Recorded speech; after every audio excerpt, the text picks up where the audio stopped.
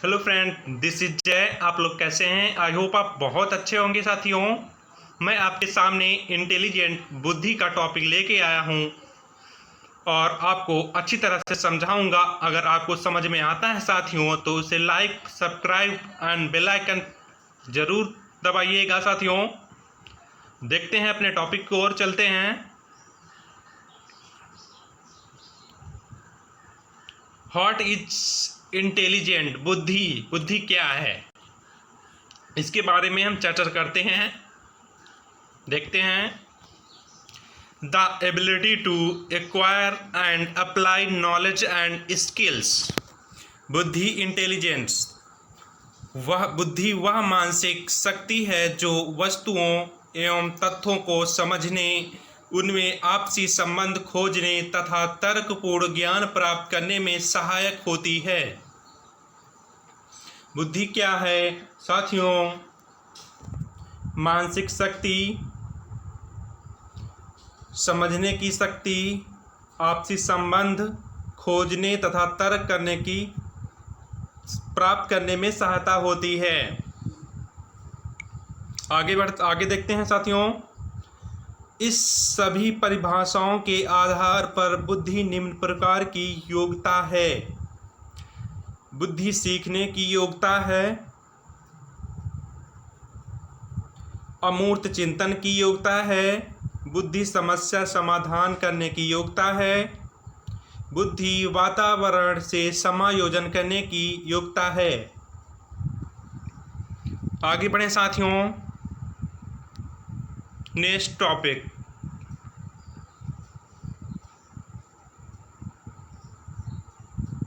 तो यहाँ पे दिखाया गया है the ability to learn and the ability to solve problems, the ability recognise problems. तो यहाँ पे क्या कर रहा है व्यक्ति? द एबिलिटी टू लर्न, यहाँ पे लर्न कर रहा है किसकी सहायता से? बुद्धि की सहायता से। यहाँ पे अपनी जो समस्या होती हैं स्टूडेंट के अंदर या बच्चों के अंदर, जो भी समस्या होती तो वो कहाँ से सॉल्व करता है? अपने बुद्धि से ही, दिमाग लगाकर ही सॉल्व करता है। आगे बढ़ें अगले पॉइंट पे। Test of intelligence. तो इसके बारे में बात करते हैं। बुद्धि परीक्षण। अब बुद्धि परीक्षण होता है। अगर पूछा जाए कि बुद्धि परीक्षण के कितने पार्ट्स हैं तो हमें बताना होगा 2 हैं। एक है शाब्दिक बुद्धि परीक्षण, दूसरा है अशाब्दिक बुद्धि परीक्षण। शाब्दिक बुद्धि परीक्षण के अंतर्गत 2 भाग हैं, जिसे हम बोलते हैं वैयक्तिक बुद्धि परीक्षण एवं सामूहिक बुद्धि परीक्षण। और इसी प्रकार अशाब्दिक बुद्धि परीक्षण के अंतर्गत हमारा वैयक्तिक बुद्धि परीक्षण एंड सामूहिक बुद्धि परीक्षण आता है साथियों। तो आप समझ रहे होंगे, आपको बेहतर पसंद में आ रहा होगा। अगर पसंद आ रहा है साथियों तो लाइक जरूर कीजिएगा। आगे बढ़ें अगले पॉइंट पे। ये रहा अगला point. Test of intelligence. French psychologist थे अल्फ्रेड बिने। अल्फ्रेड बिने जिन्होंने बुद्धि पर आविष्कार किया था। कब किया था साथियों? वो हमें ध्यान में रखता है। 1905 में उन्होंने अपना बुद्धि पर आविष्कार किया था। कब? 1905 में। 1905 में Alfred Binet the father of intelligent. Intelligent का फादर बताया गया है अल्फ्रेड बिने को।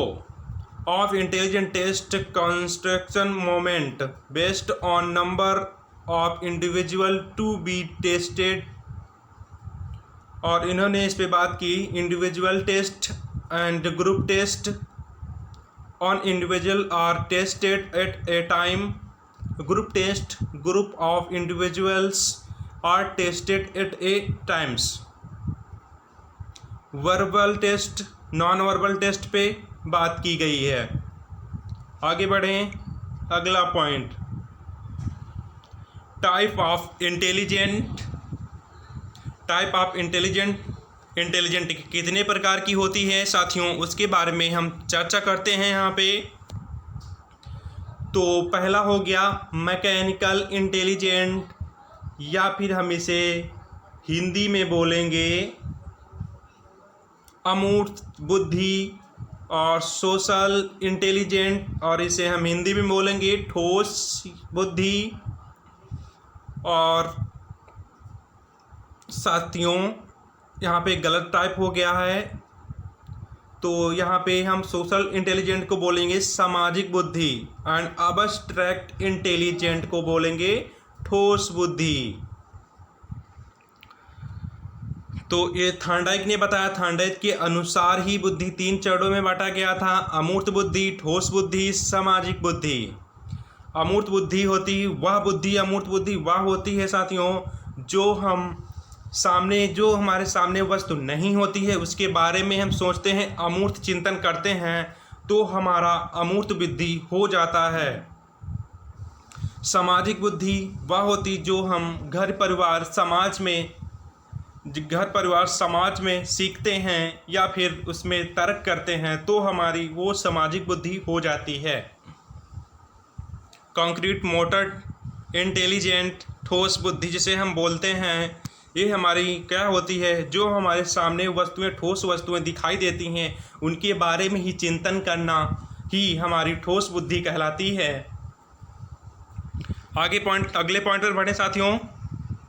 अगला पॉइंट अमूर्त बुद्धि के हम अब डिस्कस करते हैं। एब्सेंट इंटेलिजेंट अमूर्त बुद्धि के अंतर्गत चिन्ह हैं, शब्द हैं, सूत्र हैं, अंक हैं आदि संबंधित समस्याओं को सुलझाने को शामिल किया गया है। इन अमूर्त चिंतन से तात्पर्य वैसी मानसिक क्षमता से होता है जिसके सहारे व्यक्ति शाब्दिक, वर्बल तथा गणितीय संकेत एवं चिन्हों के संबंधों को आसानी से समझ जाता है तथा यह समस्याओं को पढ़ने और हल करने की अभिरुचि है, जिन्हें प्रतीत ग्राफ चित्र संकेतों द्वारा प्रस्तुत किया जाता है। अब ठोस या गत्यात्मक बुद्धि के बारे में बात करते हैं साथियों। तो हमारी यह ठोस बुद्धि रहेगी जिसमें बताया गया है, ठोस या गत्यात्मक बुद्धि से तात्पर्य ऐसे मानसिक क्षमता से होता है जिसके सहारे व्यक्ति ठोस वस्तुओं को महत्व समझता है। उदाहरण जैसे खेल, नृत्य आदि में गतिशील बुद्धि होती है। इसका संबंध शारीरिक शिक्षा से होता है तथा इस समय की बुद्धि की जरूरत व्यापार एवं विभिन्न तरह से व्यवसायों में अधिकतर होती है साथियों। तो देखते हैं जो ठोस बुद्धि होती है इसमें व्यक्ति क्या होता है, बच्चा क्या होता, खेल कूद आदि में ज़्यादा भाग लेता है और व्यवसायिक बुद्धि पर ध्यान देने लगता है। सामाजिक बुद्धि पे देखते हैं साथियों। सामाजिक बुद्धि में क्या बताया गया है, सोशल इंटेलिजेंट। सामाजिक बुद्धि से तात्पर्य वैसे समान मानसिक क्षमता से है जिससे मदद से व्यक्ति एक दूसरे को सही ढंग से समझता है और व्यवहार कुशलता दिखलाता है। इस प्रकार की बुद्धि का संबंध दैनिक जीवन की क्रियाओं से होता है। यह समाज के लोगों के साथ समायोजन की क्षमता बढ़ाती है। जो सामाजिक बुद्धि होती है व्यक्ति के एक दूसरे से समायोजन बनाती है, एक दूसरे से संबंध बनाती है और प्राकृतिक जीवन से जोड़ती है, व्यवहार करना सिखाती है लोगों से। ये हमारी सोशल इंटेलिजेंट हो गई साथियों। अगले पॉइंट पर चलते हैं, थ्योरीज ऑफ इंटेलिजेंट। इस पे बात करते हैं। Two factor theories of intelligent साथियों। Cognitive theories of intelligent 2 parts में बांटा गया है इनको। एक हमारा हो जाएगा फैक्टर थ्योरीज ऑफ इंटेलिजेंट दूसरा हमारा हो जाएगा कॉग्निटिव थ्योरीज इंटेलिजेंट। तो हम दोनों के बारे में बात करते हैं, देखते हैं पॉइंट पे, अगले पॉइंट पे। तो पहले हम बात करते हैं factor theories of intelligent. Factor theories of intelligent में क्या बताया गया है, देखते हैं इसमें कितने प्रकार की बुद्धि बताई गई हैं।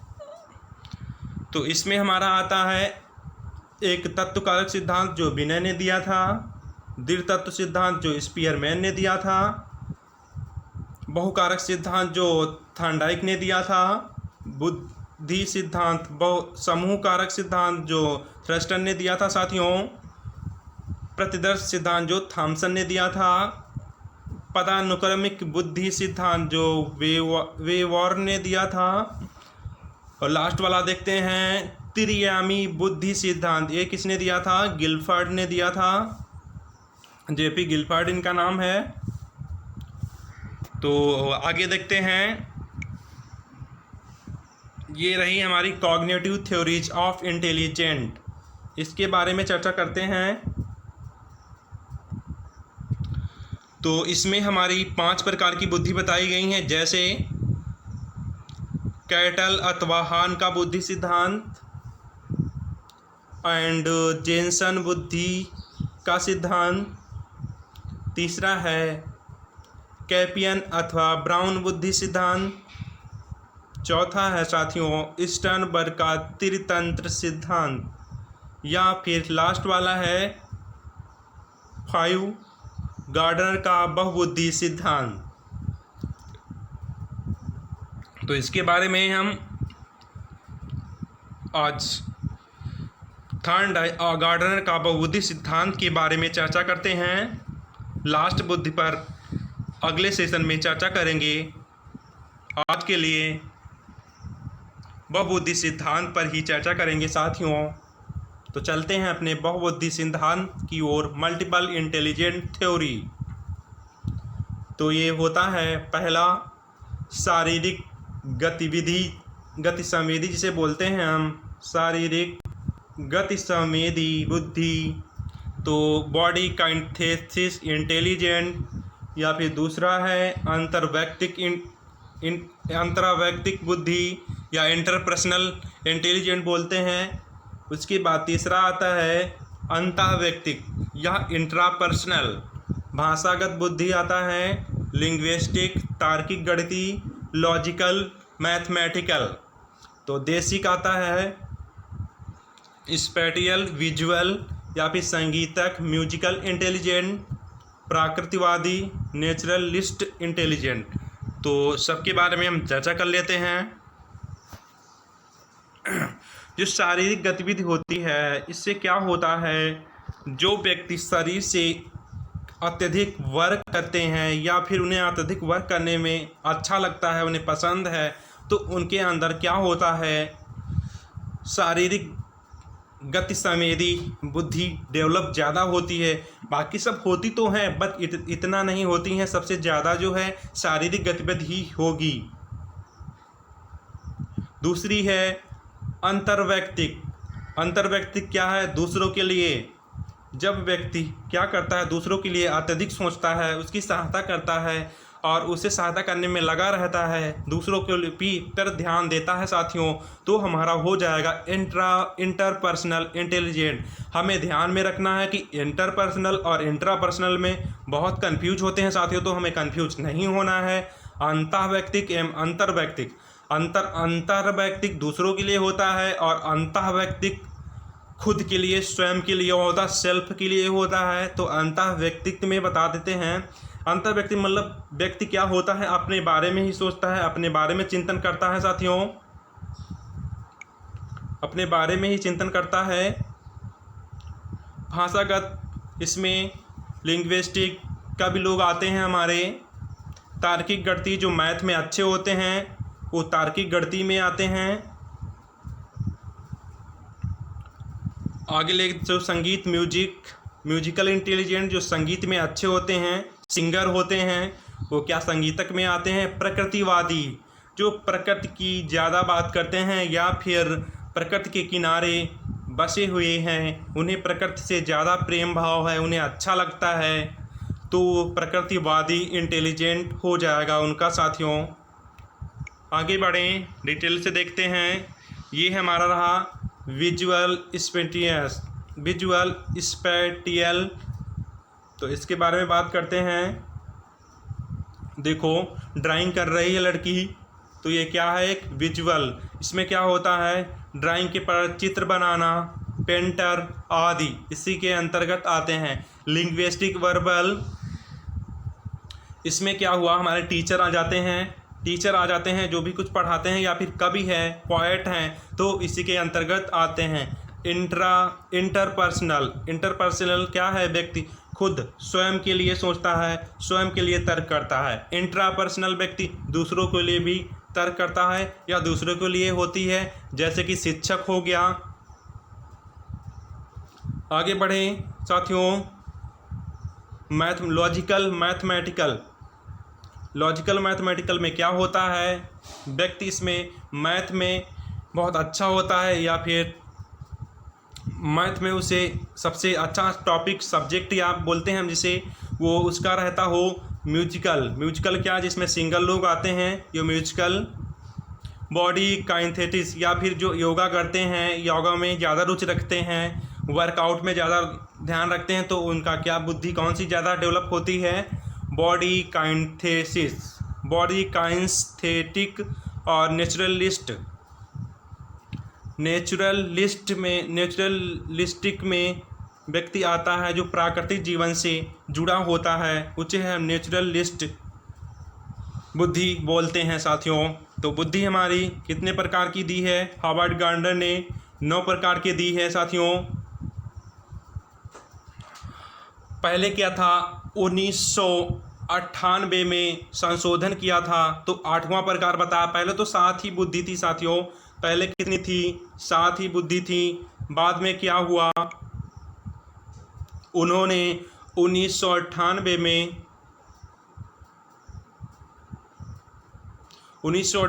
संशोधन किया और 8वीं बुद्धि को इसमें शामिल कर दिया। उसके बाद अगर हम 9वीं देखें कब शामिल हुई थी, तो 9वीं हमारी शामिल हुई थी साथियों 2000 में। वो कौन सी लास्ट वाली शामिल हुई थी, नेचुरलिस्ट। ये हमारी 2000 में इसको शामिल किया गया था इसमें। आगे बढ़ने साथियों, अगला पॉइंट देखते हैं। ये दिया हुआ यहाँ पे, naturalist learn animals, plants and nature, understand nature world, biologist. और इसमें लिंग्विस्टिक में देखते हैं एंड विजुअल है, जैसा कि आप लोग देख पा रहे होंगे। काइनेथेटिक्स है और यहाँ पे म्यूजिकल है, आप लोग देख पा रहे होंगे साथियों। लॉजिकल है, मैथ से संबंधित। इंट्रापर्सनल, स्वयं से संबंधित। एंड इंटरपर्सनल, दूसरों से संबंधित। आगे बढ़े साथियों, आगे देखते हैं।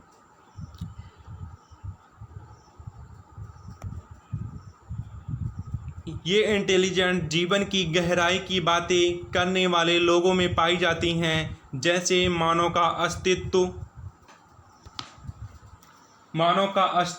जीवन का अर्थ क्या है, हम क्या कर मरते हैं और हम कहाँ कैसे आए हैं, हम कहाँ क्यों मरते हैं और हम कहाँ कैसे आए हैं, ये सब जानने के लिए ये बुद्धि का प्रयोग करते हैं ज़्यादातर साथियों। इसमें प्राकृतिक जीवन की बात की जा रही है, जो नेचुरलिस्ट बुद्धि है उसके बारे में बताया गया है। आगे बढ़े साथियों अगले पॉइंट पे। तो वर्बल लिंग्विस्टिक, या use word and language. Logical mathematic, use logic and number. Musical rhythmic and create music sound and rhythm. Body kinesthetics, create music sound and rhythmics. वो इसमें हमारा म्यूजिकल में आ जाएगा साथियों। उसके में बाद में आता है बॉडी काइनेस्थेटिक, तो कंट्रोल बॉडी मूवमेंट में आएगा। Spatial visual, think in image space and dimensions. Intrapersonal, perceive other people feeling, दूसरों के लिए सोचना। Intrapersonal understand on one self, अपने लिए सोचना। किस में आता है इंट्रापर्सनल, जैसा कि आपको पहले बता चुके हैं हम। नेचुरलिस्ट, अंडरस्टैंड द नेचुरल वर्डों के बारे में बात करते हैं।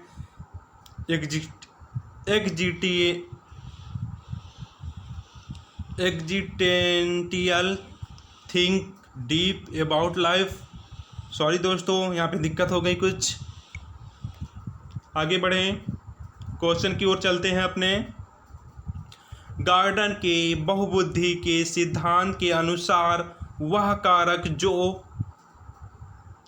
व्यक्ति के आत्मा बोध हेतु सर्वाधिक योगदान देगा वह हो सकता है साथियों।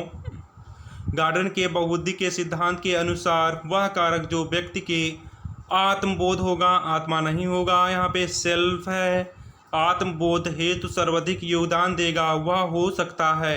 तो देखते हैं क्या हो सकता है। अंतः व्यक्ति साथियों होगा इसमें। राइट आंसर इज 4 है। D option will be the right answer of this question. आगे बढ़ें अगले क्वेश्चन पे। शारीरिक गतिविधि बुद्धि रखने वाले बच्चे की अंतिम अवस्था निम्नलिखित में से कौन सी हो सकती है। तो इसमें हम ध्यान देखते हैं कि गतिविधि में क्या होता है। शल्य चिकित्सक में क्या होता है, ज़्यादा गतिविधि, हाथ पांव उधर चलाना होता है, फिर गतिविधि करनी होती, तो हमारी याद आएगी शारीरिक गतिक बुद्धि में। आगे बढ़े साथियों, अगला क्वेश्चन। जानवरों और पौधों की सभी किस्मों को पहचानने और वर्गीकृत करने की क्षमता को बहुबुद्धि सिद्धांत के अनुसार कहा जाता है। किसके बारे में बात की गई है? जानवर हैं, खनिज है, पौधों की से सभी पौधों या किस्मों की पहचानने की बात की गई, वर्गीकृत करने की बात की गई। तो ये क्या है? हमारी प्राकृतिक चीज़ें हैं, तो हमारी यहाँ पे क्या हो जाएगा? प्राकृतिक बुद्धि। आगे बढ़े साथियों, अगला क्वेश्चन। हावर्ड गार्डनर का बहुबुद्धि सिद्धांत पर जोर देता है। हावर्ड गार्डनर जो है बहुबुद्धि सिद्धांत पर जोर देता है। समान बुद्धि, स्कूल में आवश्यक क्षमताएं, प्रत्येक व्यक्ति की अनोखी क्षमता है। उसने क्या बताया? प्रत्येक व्यक्ति के अंदर अलग अलग बुद्धि होती हैं, अलग अलग प्रकार से व्यक्ति जो है तर्क करता है, सोचता है। तो हमारा क्या हो जाएगा? Right answer C. आगे बढ़े साथियों, अगला क्वेश्चन।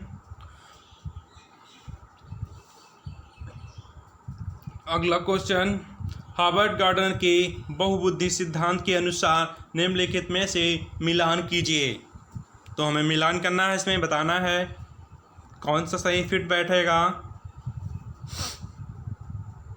तो इसमें आ जाता है संगीतक बुद्धि,